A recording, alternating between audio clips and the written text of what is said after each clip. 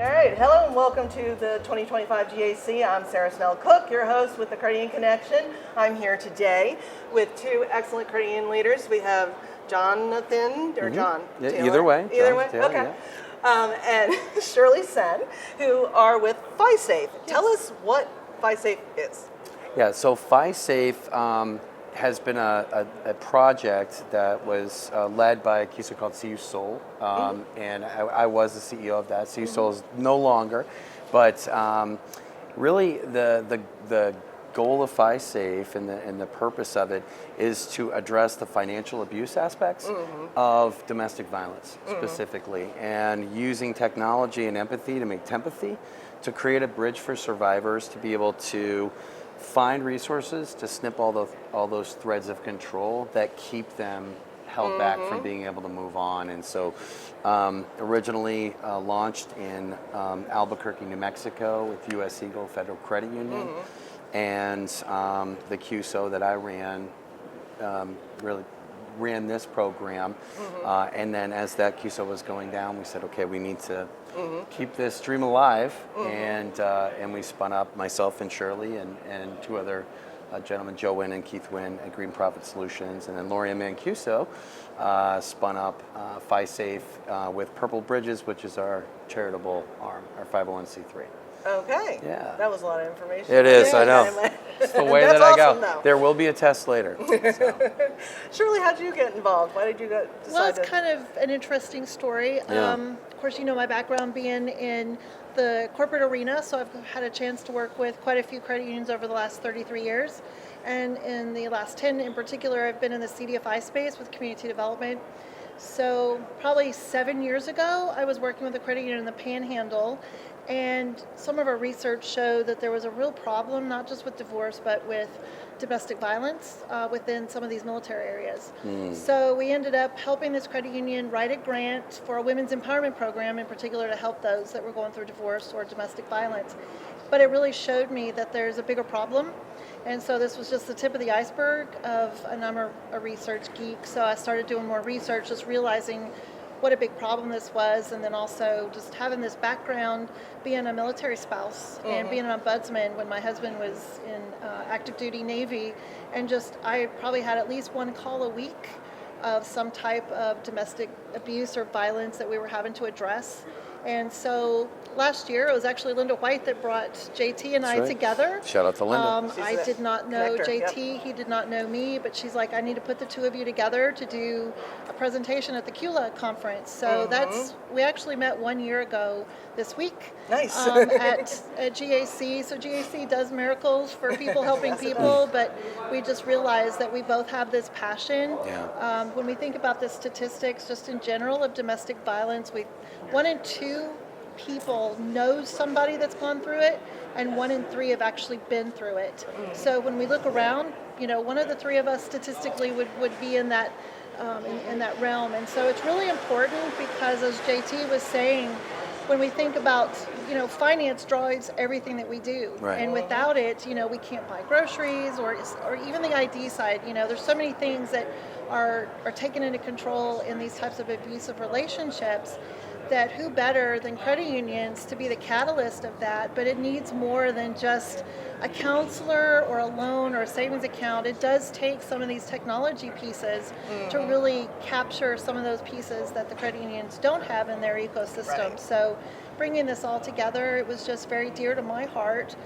One, being a female, but two, having some personal experiences when I was in college in this realm, and I wish I had some of the tools to help me, even just from a counseling standpoint, but just seeing how far stretched these problems go, that I'm sure every credit union has employees that have gone through this, has definitely members that have gone through it, and just thinking about the power of collaboration. And if we take the 6th principle of cooperation among cooperatives, of how we can address this problem as credit unions. So that's really the impetus for my wanting to be involved, was just the impact that we need to have to make sure that every person is safe first, but also has pathway for financial empowerment. Yeah, and I would definitely want to talk about the technology, but I want to first though, I've done some reading on it as well, and there's so many things you don't think about that you're affected by when you're in that situation. Yeah. And it especially has to do with money a lot of the time, because that is a big controller.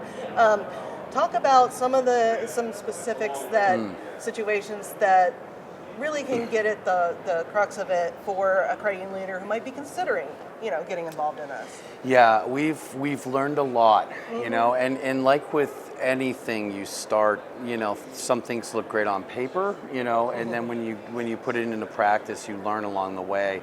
And we use the term trauma informed in everything that we do, from the training, from the consulting, and then educating them about the world of domestic violence resource centers and everything they have to be mindful of, from the data to just the processes. And I'll give you an example.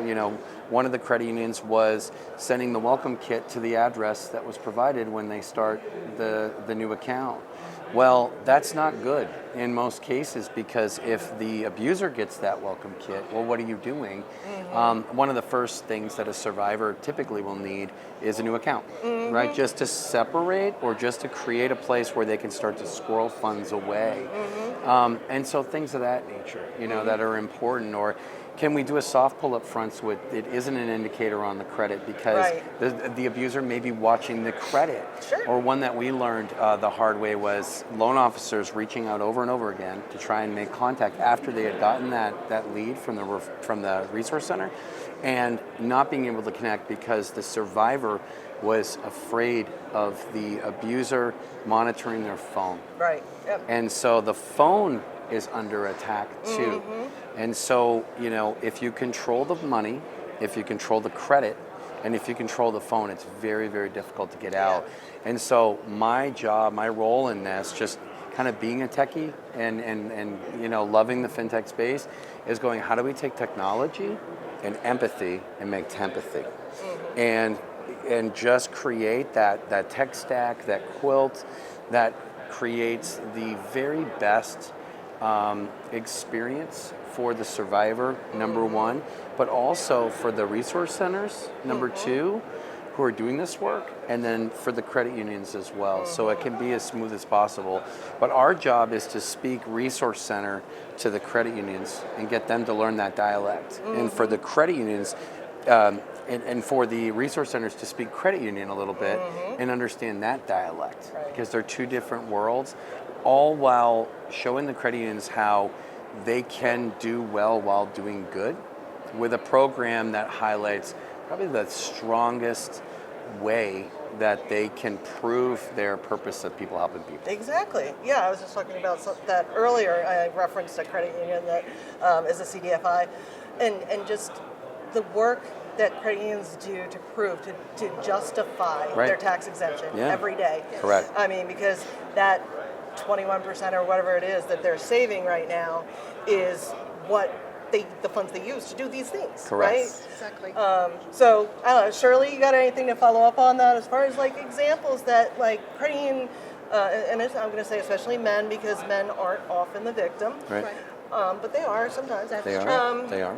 But other experiences that women may have that we can that's going to sell this to a credit union CEO, essentially. Yeah, I mean, I think one is that, when we think about the right financial institution, we want to keep them away from the payday lenders. And in particular, when we look at low income, single mothers, and then those of color, that is like the prime candidate for a payday lender or a predatory lender in general. So, I mean, I think, we encompass the things that we want to do well, and, what we're trying to keep our general membership and communities away from. Let's dig a little bit deeper and realize that, the communities that we're looking at, 2 out of 3 are being targeted that are single women, and most oftentimes these are survivors or are in an abusive relationship that they don't know where to go. So as Jonathan was saying, I think part of what we need to do as a movement is that we are so good at being certified financial counselors, financial coaches,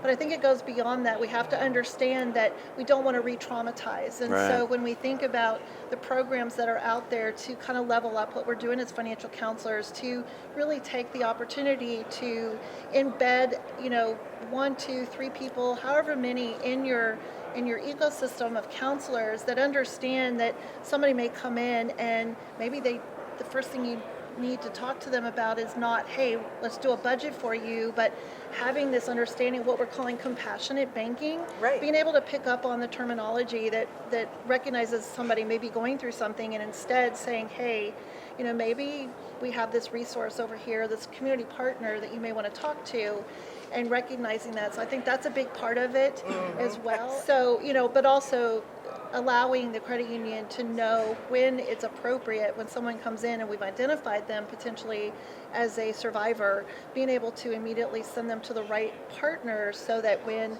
the safety plan is developed, that it's the Domestic Violence Resource Center counselors and staffing that can say, okay, credit union, we've got them safe. This is the time that we need to come in and start helping them with their finances. So it really is taking that opportunity to work with your partners, not just sponsorships, not just volunteer, which are all great, but really understanding what your community partners are all about. And in this particular one, really getting that momentum going and trust, and it is a whole new kind of under the carpet thing that we need to bring up and raise to the top. Sunlight, yeah, absolutely. Sunlight definitely, because you think about the vitamin D and how That's right. how important it is to have that sunlight. Here too, having a partner that understands what you're going through and is there to take you along that journey and make you feel safe. That's what we're about, is helping that. And I'm going to steal the final word from you all. Okay. Contact these guys. Yes. How do we contact you? Yes, well, you can go to fisafe.org and you can reach out to us there. Jonathan at fisafe.org, Shirley at fisafe.org.